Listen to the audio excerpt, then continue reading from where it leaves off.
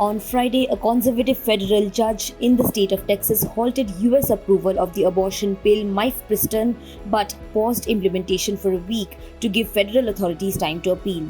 The suit against the Food and Drug Administration or FDA is the latest step in the campaign to win a total ban on abortion following a landmark Supreme Court ruling last year. It takes aim at a bill involved in 53% of all abortions in the United States, or more than 500,000 every year.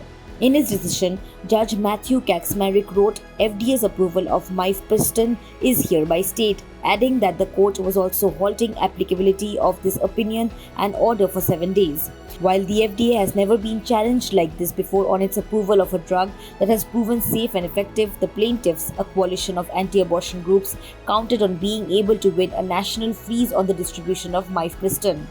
As per reports, presiding over the case in federal court in Amarillo of Texas is Kacsmaryk, who was appointed to the bench by Republican former President Donald Trump and confirmed by the state in 2019.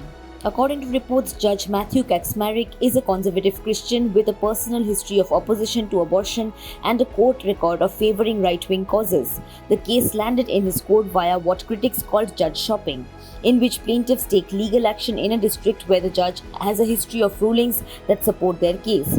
Federal judges in the United States have a right to issue rulings that carry national legal force. Democratic politicians were quick to react on social media. Massachusetts Senator Elizabeth Warren posted that because of today's lawless ruling, women could lose access to a safe and legal medication they've relied on for decades.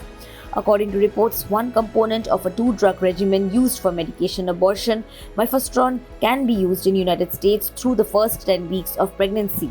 It has a long safety record, and the FDA estimates 5.6 million Americans have used it to terminate pregnancies since it was approved.